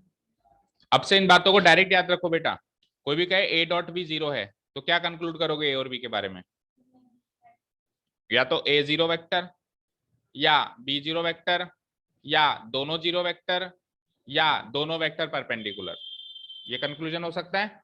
चलो किसी ने कहा ए क्रॉस बी जीरो है, क्या क्या कंक्लूजन निकल के आए, या तो ए जीरो वेक्टर या बी जीरो वेक्टर या दोनों जीरो वेक्टर्स या दोनों कोलिनियर, दोनों ही जीरो हैं डॉट और क्रॉस, तो अब परपेंडिकुलर कोलिनियर एक साथ हो नहीं सकते, तो फिर एक ही ऑप्शन है कि या तो ए जीरो वेक्टर या बी जीरो वेक्टर या दोनों जीरो वेक्टर, तब जाके वो दोनों डॉट और क्रॉस जीरो बनाएगा। क्लियर है सभी को, class 12 students, online students, clear है? Yes sir. चलिए क्वेश्चन नंबर 6 हमारा हो चुका है ना। Okay, students, question number 7 of your exercise number whatever 10.4. 6 questions कर लिए, 7th क्वेश्चन रीड आउट करते हैं. 7th question is let the vectors vector A B and C be given as this this and this. तो vector A, vector B and vector C की component form given है आपको, और component form भी numerical form में नहीं, ऐसे ही स्टैंडर्ड फॉर्म टाइप में गिवन है. ए की A1 आई कैप, A2 जे कैप, A3 के कैप, फिर B1 B2 B3 फिर C1. तो आपको ये प्रूव करना है कि आपको मतलब डिस्ट्रीब्यूटिव लॉ को प्रूव करना है. जो डिस्ट्रीब्यूटिव लॉ हमने सीखा था ओवर एडिशन कि A cross B plus C जो होगा वो A cross B plus A cross C के बराबर होगा, ऐसा आपको प्रूव करके बताना है. तो हम क्या करेंगे, LHS को अलग सॉल्व करेंगे, RHS को अलग सॉल्व करेंगे, और दोनों की वैल्यूज फिर अपन चेक कर लेंगे कि सेम आ रही है कि नहीं आ रही है. अगर दोनों की वैल्यू सेम आ रही है दैट मीन्स ये लॉ प्रूव हो जाएगा. तो लेट अस से कि ये तो है सब तीनों की वैल्यूज. बोलो LHS क्या है मेरा, सॉल्व करना स्टार्ट करते हैं. LHS पार्ट है मेरे पास A cross B vector plus C vector, P और सी को जोड़ के फिर ए के साथ क्रॉस कराना है आपको. ये आपका है LHS. ठीक है, तो एक बार मैं बी प्लस सी कर देता हूं, या ए वेक्टर लिख देता हूं. चलो ए वेक्टर क्या है मेरे पास, A1 आई कैप. थोड़ा लेंदी क्वेश्चन जरूर है ये, बट है बड़ा आसान. A2 जे कैप प्लस A3 के कैप. ये तो है मेरा वेक्टर ए. इसका क्रॉस प्रोडक्ट कराना है आपको बी प्लस सी. तो बी प्लस सी को मैं ऐसे ही ऐड कर देता हूं, आप समझ जाएंगे शायद. बड़ा ब्रैकेट लगा दो.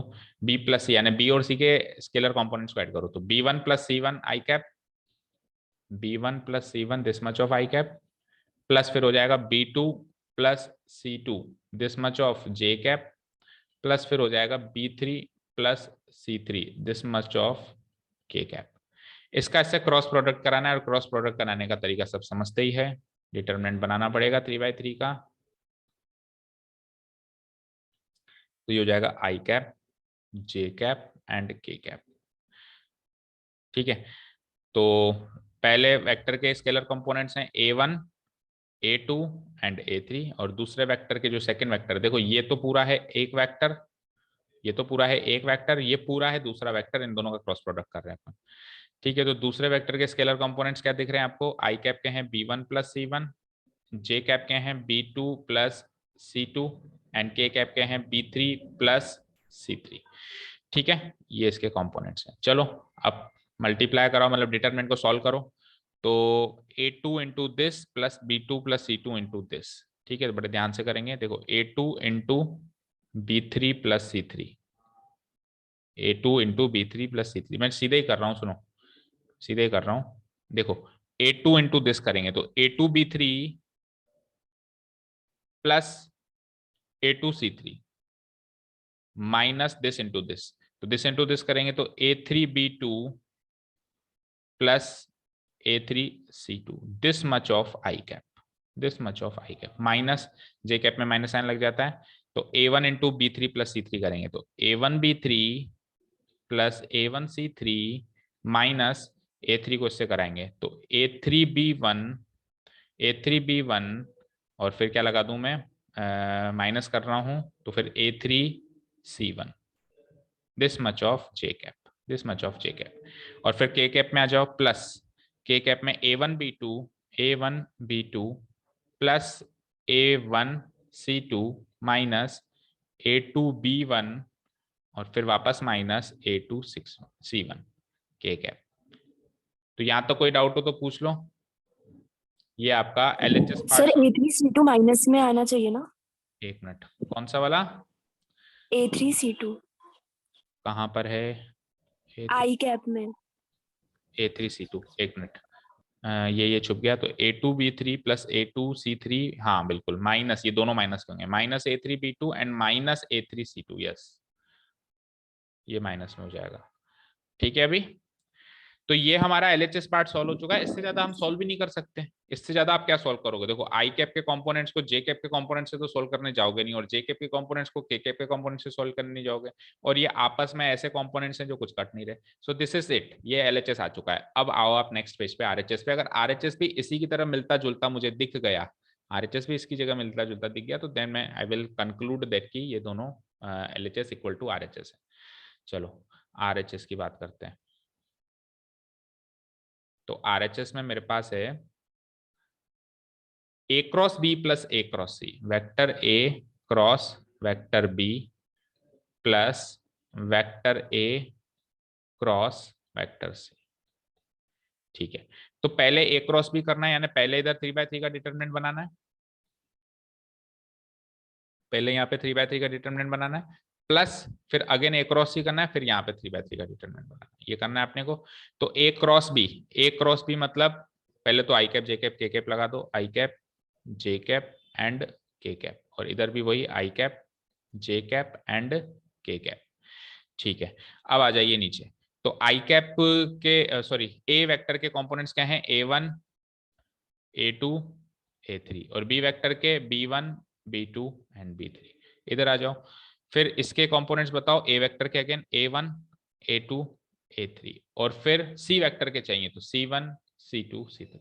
अब आपके पास दो ऑप्शन है यहाँ से, या तो आप इस वेक्टर को अलग से सॉल्व करो, कैसे, वही आई कैप और जे कैप के कंपोनेंट्स लगा लगू के, और इसको अलग से सॉल्व करो, फिर दोनों को ऐड करो, मतलब इसके आई कैप के कंपोनेंट्स और इसके आई कैप के कंपोनेंट्स ऐड करो, इसके जे कैप के, इसके जे कैप के के। और दूसरा तरीका है कि थोड़ा सा स्मार्ट वर्क करते हैं, देखो हम थोड़ा सा स्मार्ट वर्क करेंगे और आपको बताऊंगा कि पिछले एलएचएस को भी सॉल्व करने में मैंने कुछ एक्स्ट्रा कर लिया, उतना सॉल्व करना ही नहीं था मुझे एक्चुअली। देखो, आप डिटरमिनेंट की प्रॉपर्टीज को मैच करो और याद करो, तो देखो यहाँ पे पहली रो सेम, सेकेंड रो सेम, तो क्या मैं तीसरी रो को ऐड करके डिटरमिनेंट की प्रॉपर्टी नहीं यूज कर सकता हूं, कैसे, ये एक ऐसा डिटरमिनेंट बनेगा जिसकी पहली रो तो सेम है दोनों की, आई cap J cap and K cap है, दूसरी रो भी सेम है, A1 A2 A3, तीसरी रो ऐड हो जाएगी B1 plus C1 B2 plus C2 and B3 plus C3। और इसको सॉल्व करने की जरूरत नहीं है, क्योंकि इसका सॉल्यूशन तो यहाँ पे करके आए, ये सेम ही तो चीज है। इवन आप LHS में भी इतना ही छोड़ सकते हो, LHS में भी आप इसको सॉल्व मत करो, इतना छोड़ दो, ये जिस शक्ल का दिख रहा है उसी शक्ल का ये RHS दिख रहा है, that is it, LHS equal to RHS। बताओ समझ आया, डिटरमिनेंट की प्रॉपर्टी यूज कर ली मैंने।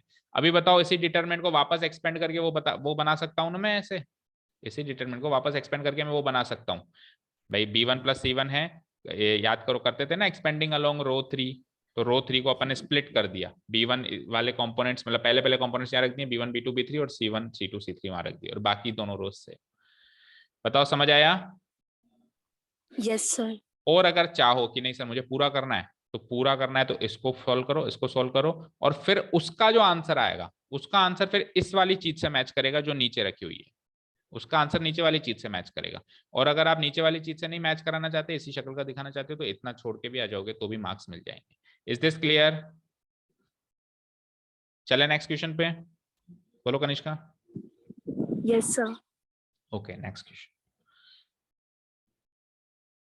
Question number 8। इफ इधर vector A is a zero vector और vector B is a zero vector, तो A क्रॉस B जीरो होता है, बट इसका कन्वर्स ट्रू नहीं है, justify your answer with an example. ऐसा का ऐसा क्वेश्चन डॉट प्रोडक्ट में भी आया था कि अगर वेक्टर A एक जीरो वेक्टर है और वेक्टर B, या फिर दोनों में से मतलब दोनों में से कोई एक वेक्टर अगर जीरो वेक्टर हो, तो उनका डॉट प्रोडक्ट जीरो होता है, बिल्कुल होता है।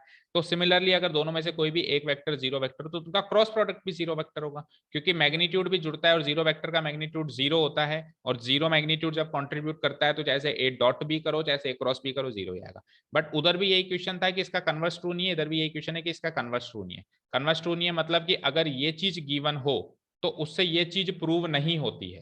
भाई ये चीज गिवन हो उससे तो ये चीज प्रूव होती है, बट अगर ये चीज गिवन हो तो उसे 100% वो चीज प्रूव नहीं होती है, हो भी सकती है और नहीं भी हो सकती, बट 100% प्रूव नहीं होती है। आपको एक एग्जांपल लेके बताना है, दैट मीन्स आपको गिवन पॉइंट में ये रखना है, गिवन पॉइंट में आपको ये रखना है क्या, कि vector A cross product vector B तो है जीरो वेक्टर, ये तो गिवन पॉइंट में। और आपको प्रूव ये करना है बेटा कि वेक्टर A एक जीरो वेक्टर हो, या फिर वेक्टर B एक जीरो वेक्टर हो, इज नॉट कंपल्सरीली ट्रू। ये बात जो है यहां से लेके यहां तक ये वाली जो बात है, इज नॉट कंपल्सरीली ट्रू, ये आपको प्रूव करके दिखाना है। और प्रूव भी कैसे करना है आपको, विथ एग्जांपल। विथ एग्जांपल आपको प्रूव करना है कि ये जो बात है ये कंपल्सरी, यानी कि आप एक ऐसा एग्जांपल ले दो जिसमें ये बात तो साबित होती हो बट ये बात साबित नहीं होती हो, तो हो जाएगा कि ये कंपल्सरीली ट्रू नहीं है। तो वेक्टर ए वेक्टर बी कुछ भी ले लो। प्रूफ सेक्शन में आ जाते हैं। लेट वेक्टर ए बी, बोलो कनिष्का कोई भी वेक्टर ए लो जो आपके मन में आपको लग रहा है कि ले सकते हैं, बोलो कोई भी वेक्टर ए लो, क्योंकि पहला तो आप अपनी मर्जी से कुछ भी ले लेना, कोई दिक्कत नहीं। बोलो take any vector A.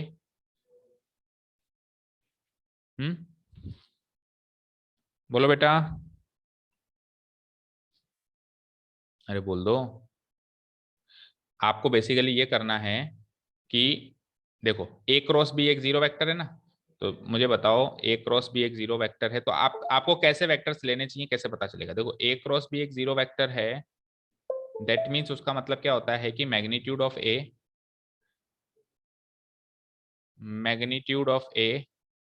into magnitude of b into sin theta where theta is the angle between them n cap की वैल्यू हो गई जीरो वेक्टर।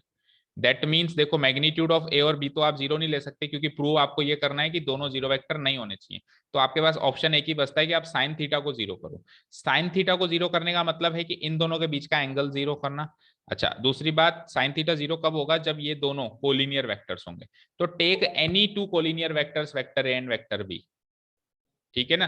देखो ये चीज पॉसिबल नहीं है, फिर से सुनो ध्यान से, ये चीज तो पॉसिबल नहीं है कि इसको जीरो कर दूं, क्योंकि अपने को प्रूव ये करना है कि ये चीज जीरो नहीं करनी है। तो फिर आपको इसी को जीरो करना पड़ेगा। इसको जीरो करने का मतलब है कि आपको vector A and vector B collinear vectors लेने हैं, तभी ये साइन थीटा जीरो होगा। कोलिनियर वेक्टर्स लेने। दूसरी बात ये सुन लो, ये पूरी भी चीज भी नहीं समझ में आती तो सिंपल सी बात है बेटा कि vector A cross product vector B है, vector A cross product vector B की वैल्यू जीरो वेक्टर है, तो इससे या तो इससे क्या चीज प्रूव होती है कि या तो magnitude of vector A zero है, या फिर ये सिंपली लिखो, मैग्नीट्यूड के फॉर्म में मत लिखो, सिंपली लिखो कि वेक्टर ए एक जीरो वेक्टर है, या फिर दूसरी चीज ये प्रूव होती है कि वेक्टर बी एक जीरो वेक्टर है, या फिर तीसरी चीज ये भी प्रूव हो सकती है कि vector A and vector B are collinear. इन तीनों में से कोई भी एक बात हो जाए तो A cross B zero vector हो जाता है। अब आपको ये तो करना नहीं है, वो खुद कह रहा है कि इट्स नॉट कंपलसरी ट्रू, ये भी करना नहीं है, दैट मीन्स आपको 100% यही करना है। यानी आपको vector A and vector B ऐसे वेक्टर्स लेने जो कोलिनियर, कुछ भी ले लो। लेट अस से कि वेक्टर ए ले लिया मैंने, कुछ भी ले लिया 2i cap plus 3j cap plus कुछ भी ले लो 5k कैप। अब वेक्टर बी कुछ भी ले लो जिसका कोलिनियर, और कोलिनियर वेक्टर्स क्या होते हैं? जब वेक्टर ए, याद करो, when I can write vector A as lambda times of vector B, अगर मैं इस फॉर्म में लिख पाता हूं तो वेक्टर A और वेक्टर B कोलिनियर वेक्टर्स होते हैं। तो वेक्टर B को आप लैम्डा टाइम्स, लैम्डा कोई भी नॉन जीरो स्केलर है, लैम्डा टाइम्स A वेक्टर कर दो, जैसे 3 गुना कर दो तो 3 2 जा 6i कैप, 3 3 जा 9j कैप, और 3 5 जा 15k cap, that is it, खत्म। अब जब आप इसका स्केलर प्रोडक्ट करेंगे, जब आप इसका स्केलर सॉरी वेक्टर प्रोडक्ट करेंगे, तो ये इसकी वैल्यू क्या हो जाएगी? जीरो वेक्टर हो जाएगी। करके देख लो, नेक्स्ट पेज पे मैं करके दिखा देता हूँ। देखो ए वेक्टर ये है, बी वेक्टर ये है, तो ए क्रॉस बी क्या होगा? ए क्रॉस बी क्या होगा? आई cap, J cap, K cap. क्या क्या है ए और बी? आ गया?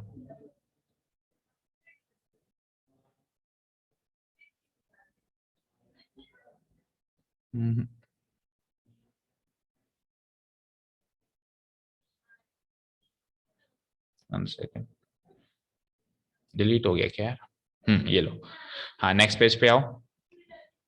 Vector A cross product vector B कर रहा हूं मैं, I cap, J cap, K cap, और वेक्टर ए और वेक्टर बी के स्केलर कंपोनेंट्स 2 3 5 6 9 15, 2 3 5 6 9 15। इसको सॉल्व करेंगे हम, तो देखो आई कैप के साथ तो जुड़ जाएगा 3 5 15 3 जा 45 माइनस 9 5 जा 45, ओके, माइनस आ जाएगा यहाँ पे, माइनस जे कैप के साथ जुड़ जाएगा 15 2 जा 30 माइनस 6 5 जा 30, और फिर के कैप के साथ भी जुड़ जाएगा 2 9 जा 18 माइनस 6 3 जा 18। तो you can see 45 minus 45 zero I cap, minus या प्लस भी लगा तो जीरो ही बनेगा, वैसे भी जीरो जे कैप प्लस जीरो के cap, that means it is a zero vector.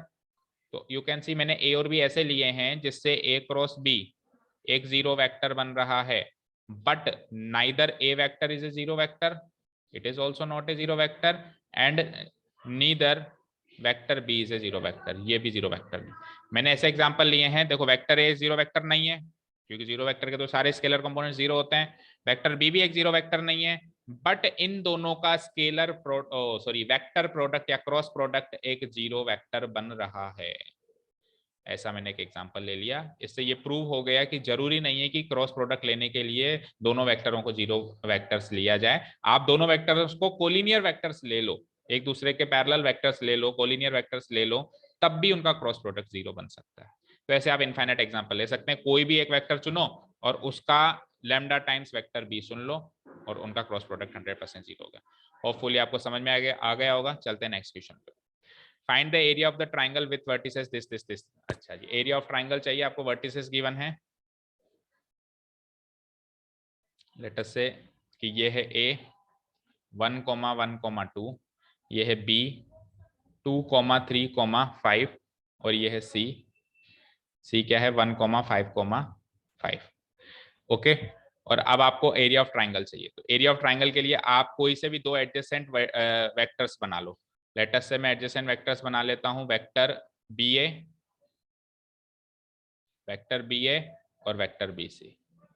कोई भी दो एडजेसेंट बना सकते हो, जरूरी नहीं है बी ए बी सी बनाओ। You can also take A B and A C, you can also take C B and C A. तो vector B A and vector B C, हम ये दो वेक्टर्स बना लेते हैं। हाँ जी सर।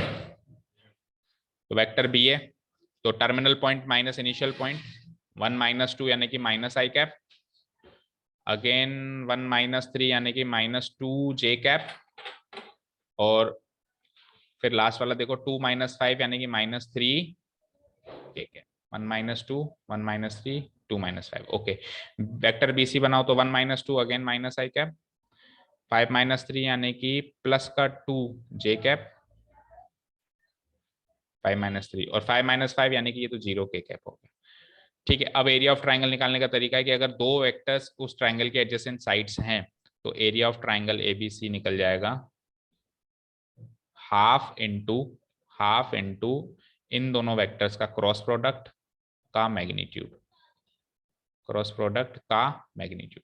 तो क्रॉस प्रोडक्ट का मैग्नीट्यूड चाहिए, तो पहले क्रॉस प्रोडक्ट निकाल लो तसल्ली से।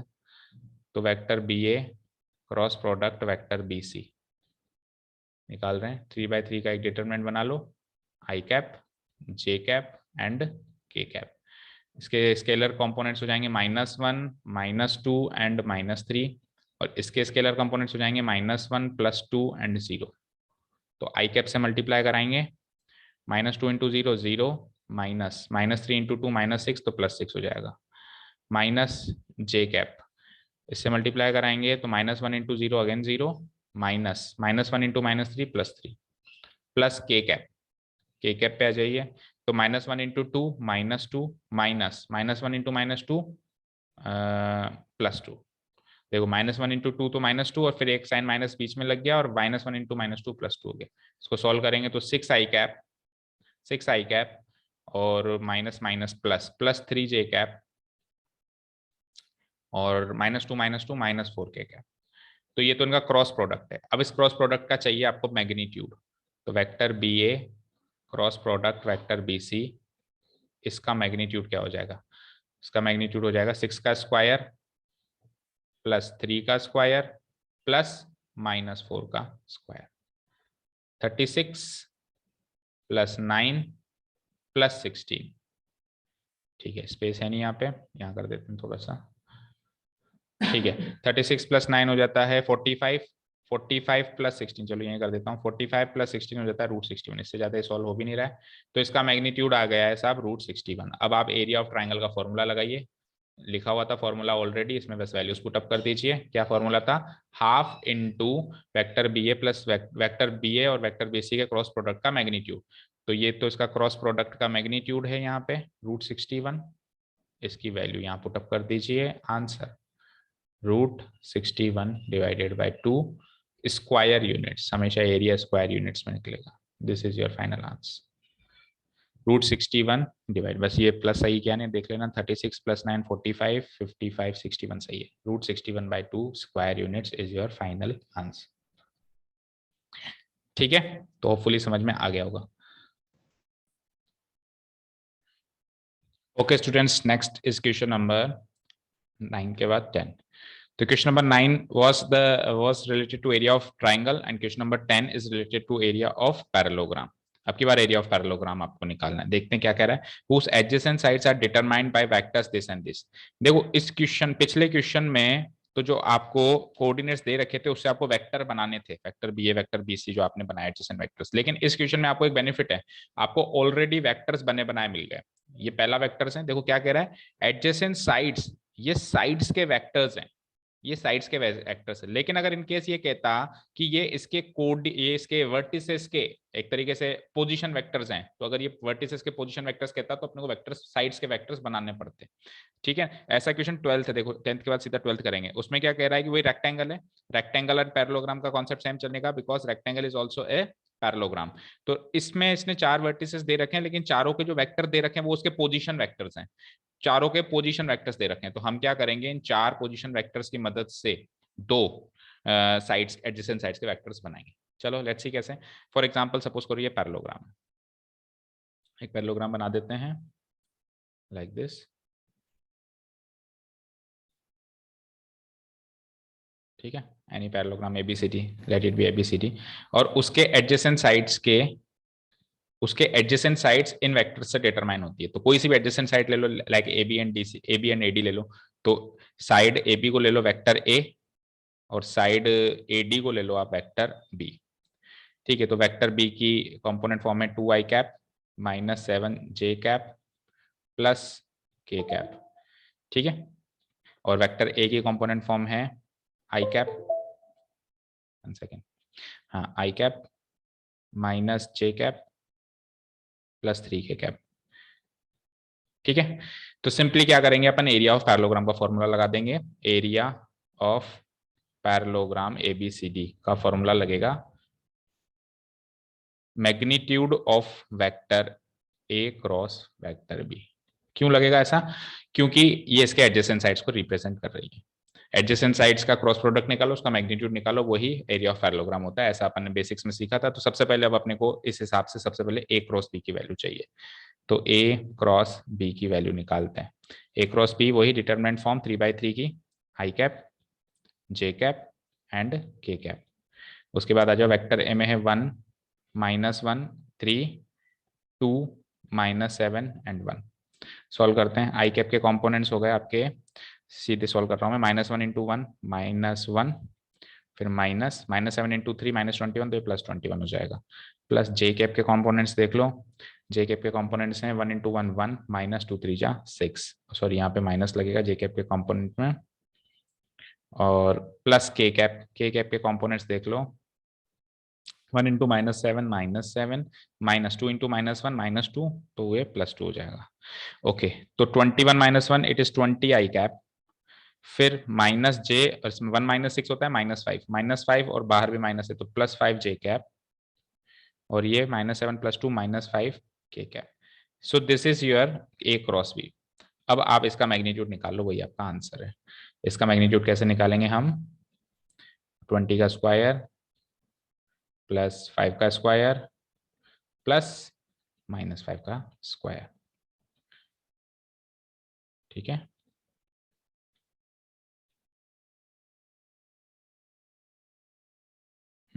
चलो यहाँ सॉल्व कर लेते हैं इसको. रूट ऑफ ये हो जाएगा 20 का स्क्वायर 400, देन 25, देन अगेन 25, तो ये हो जाएगा √450. √450 को सॉल्व कर दो तो 2 × 225, 2 × 225, 225 का रूट्स एवरीवन नोज क्या होता है, 15√2 square units is your answer of this question. तो जब सीधे सीधे साइड्स के वेक्टर्स गिवन है, जैसे कि हमको ये साइड्स के एडजेसेंट साइड्स के वेक्टर्स बने बनाए गिवन है, तो बस उनका क्रॉस प्रोडक्ट करके हमको को मैग्नीट्यूड निकालना है. अगर पैरेललोग्राम है तो, और एरिया है तो मैग्नीट्यूड का फिर हाफ कर देना. अगर ये क्वेश्चन एरिया का होता तो इसका हाफ कर देता. ठीक है, लेकिन अगर वर्टिसेस के कोऑर्डिनेट्स गिवन है, देखो वर्टिसेस के कोऑर्डिनेट्स गिवन हो या वर्टिसेस के पोजीशन वेक्टर्स गिवन हो, बात एक ही है, तो उनसे अपने को फिर इसके साइड्स के वेक्टर्स बनाने पड़ेंगे. तो इसका आंसर तो 15√2 स्क्वायर यूनिट्स है. अब सेम टू सेम क्वेश्चन आ जाओ 12th में. 12th में क्या चेंजेस है कि अब आपको वेक्टर्स बने बनाए नहीं मिले, इन्होंने क्या कर दिए, वर्टिसेस के पोजीशन वेक्टर्स दे दिए. तो मैंने क्या कहा, वर्टिसेस के पोजीशन वेक्टर्स दे दें या वर्टिसेस के कोऑर्डिनेट्स देते हैं, बात एक ही है। क्वेश्चन नंबर 9th में आपको वर्टिसेस के कोऑर्डिनेट्स दिए थे, देखो ए बी सी के कोऑर्डिनेट्स दिए थे, ये एक ही बात है, ये कोऑर्डिनेट्स दे दे या पोजीशन वेक्टर्स दे दे एक ही बात है। तो वहां पे भी अपने को बनाने पड़े थे साइड्स के वेक्टर्स, यहाँ पे भी बनाने पड़ेंगे। चलो एक रेक्टेंगल ड्रॉ करते हैं।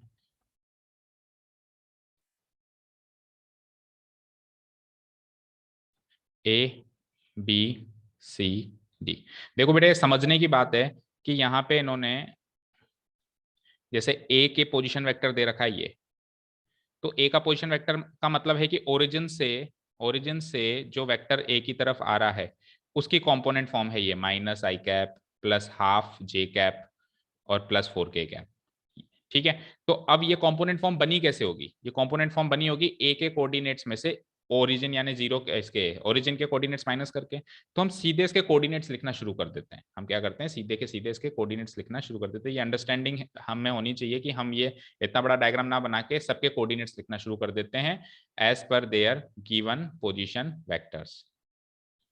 ये पोजीशन वेक्टर्स को देखते हुए मैं इसके कोऑर्डिनेट्स लिख देता हूँ ए के। चलो, तो वर्टेक्स ए का अगर पोजीशन वेक्टर है minus I cap plus half J cap plus 4k cap, तो इसके कोऑर्डिनेट्स हो जाएंगे -1 comma half comma 4, -1 comma half comma 4। चलो बी के जो पोजीशन वेक्टर गिवन है I cap plus half J cap plus 4, तो 1 कोमा हाफ कोमा 4 इसके कोऑर्डिनेट्स हो जाएंगे। 1 कोमा हाफ कोमा 4 इसके कोऑर्डिनेट्स हो जाएंगे। 1 कोमा हाफ कोमा 4। फिर सी के हैं आई cap minus half J cap plus 4k, तो 1 माइनस हाफ और 4, 1 माइनस हाफ और 4, 1 माइनस हाफ और 4। एंड लास्ट वर्टेक्स है डी, उसके पोजीशन वेक्टर है minus I cap minus half J cap plus 4, तो डी के कोऑर्डिनेट्स हो जाएंगे -1 माइनस हाफ और 4, -1 माइनस हाफ और 4। तो हमने पोजीशन वेक्टर से कोऑर्डिनेट्स निकाल दिए। देखो किसी किसी क्वेश्चन में कोऑर्डिनेट से अपन पोजीशन वेक्टर निकाल रहे थे, लेकिन अभी हमको ज्यादा सहूलियत इसलिए लग रही है कि हमको कोऑर्डिनेट्स गिवन हो तो हम जल्दी से इनके साइड्स के वेक्टर्स बना दें।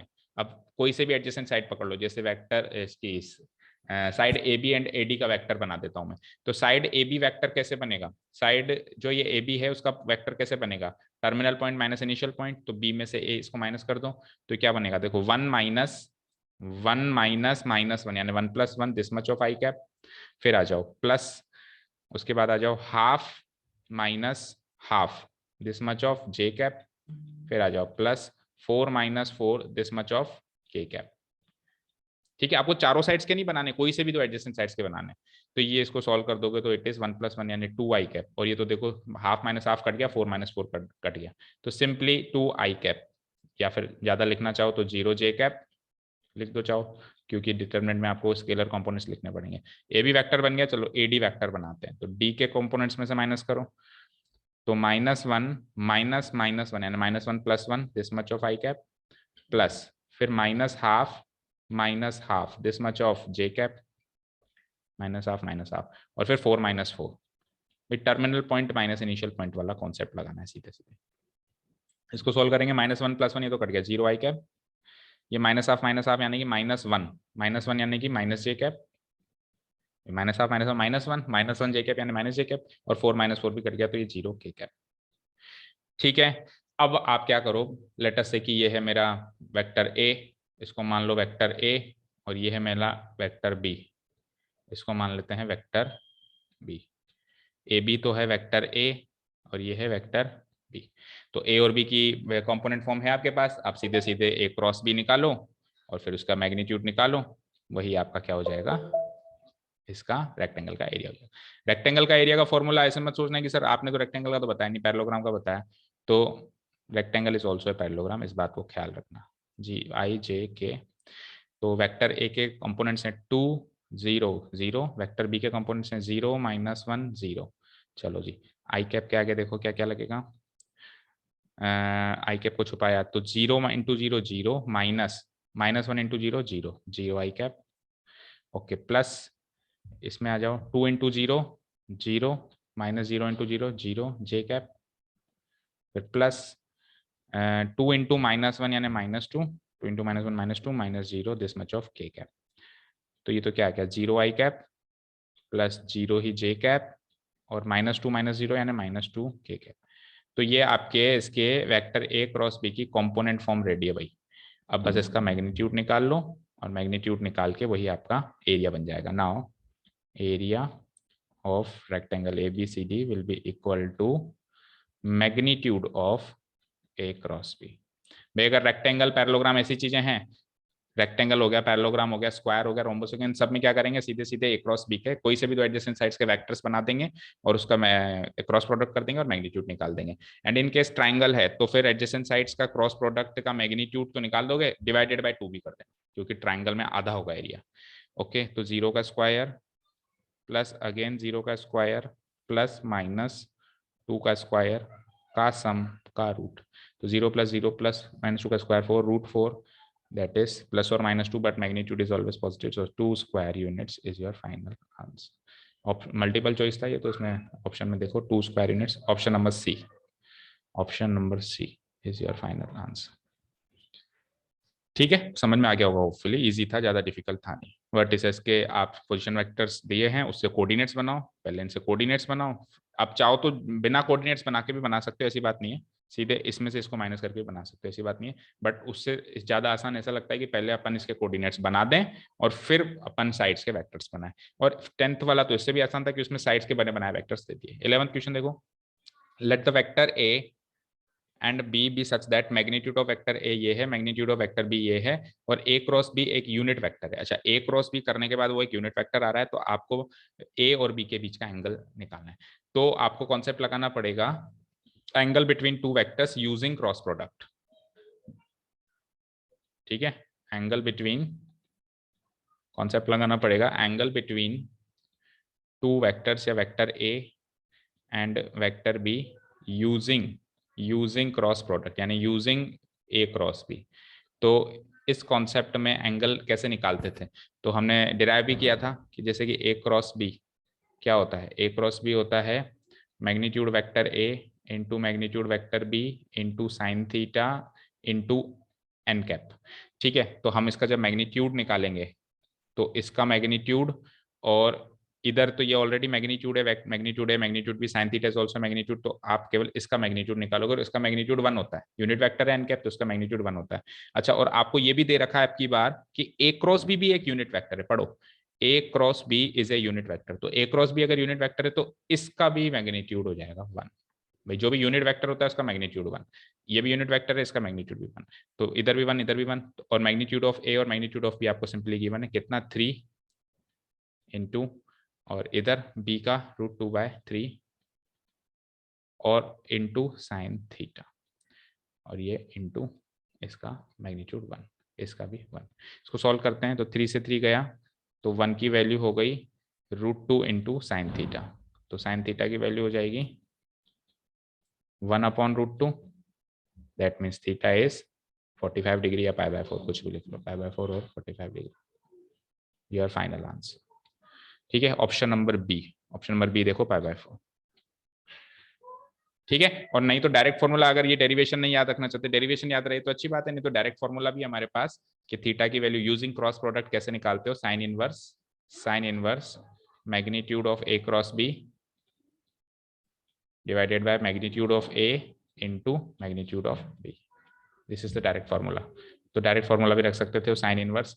अब magnitude of A cross B 1 रखना पड़ेगा क्योंकि A cross B unit vector है, मैग्नीट्यूड ऑफ ए गिवन है कितना 3, और ये कितना गिवन है √2/3। ठीक है, तो 3 से 3 गया तो ये sine inverse 1/√2, and sine inverse 1/√2 क्या होता है, π/4। डेरिवेशन से आया तो ठीक है, नहीं तो डायरेक्ट फॉर्मूला भी हमारे पास, किसी भी तरीके से अपन π/4 आंसर निकाल लेंगे, angle between two vectors using cross product निकाल सकते हैं। सो दिस इज ओवर, आपका ये क्रॉस प्रोडक्ट यहीं पे खत्म होता है, एक्सरसाइज खत्म होती है, चैप्टर भी खत्म होता है, बट मिसलेनियस बाकी है, बट कॉन्सेप्ट वाइज तो सब कुछ खत्म ही हो गया। मिसलेनियस में तो अब चारों एक्सरसाइजेस का मिक्स में क्वेश्चंस आएंगे ही आएंगे, वो तो करना ही है। तो कल से अपन मिसलेनियस एक्सरसाइज शुरू करेंगे। आपकी ड्यूटी बनती है कि आप घर से मिसलेनियस क्वेश्चंस भी करके आए, मिसलेनियस एग्जाम्पल्स भी देख के आए, ताकि फिर मिसलेनियस करने में थोड़ा मजा आ सके। ठीक है, तो कल से आप मिसलेनियस हम शुरू करने वाले हैं, थोड़े से एग्जाम्पल्स एंड क्वेश्चंस आप घर से करके आएंगे, प्लस जो पुराने कॉन्सेप्ट है वो भी रिवाइज करके आएंगे। That is it for today. Thank you so much for listening to us. Have a nice day. Keep learning and bye.